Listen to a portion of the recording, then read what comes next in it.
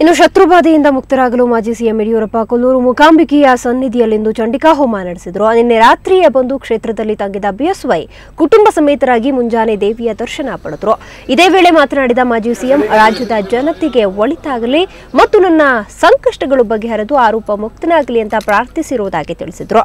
ಪುತ್ರರಾದ ಸಂಸದ ಬಿಎಸ್ವೈ ರಾಘವೇಂದ್ರ ಮತ್ತು ವಿಜಯೇಂದ್ರ ಬಿಎಸ್ವೈ ಜೊತೆಗಿದ್ರು. ಅದರಲ್ಲೂ ಅಮಾವಾಸ್ಯೆಯ ದಿನ ಚಂಡಿಕಾ ಹೋಮ ನಡೆಸಿದ್ರೆ ಹೆಚ್ಚಿನ ರಕ್ಷೆ ಅನ್ನೋದು ಭಕ್ತರ ನಂಬಿಕೆ. ಹೀಗಾಗಿ ಯಡಿಯೂರಪ್ಪ ಮೂಕಾಂಬಿಕೆ ಸನ್ನಿಧಿಯಲ್ಲಿ ಇವತ್ತು ಹೋಮ ನಡೆಸಿದ್ರು.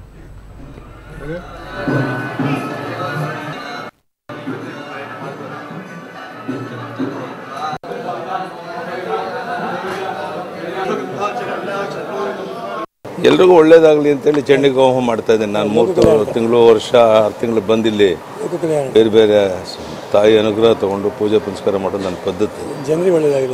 ಜನತೆಗೂ ಒಳ್ಳೇದಾಗಬೇಕು, ಅನೇಕ ಕಷ್ಟಗಳ ಸಂಕಷ್ಟಗಳು ಎದುರಿಸ್ತಾರೆ, ನನಗೂ ಒಳ್ಳೇದಾಗಬೇಕು.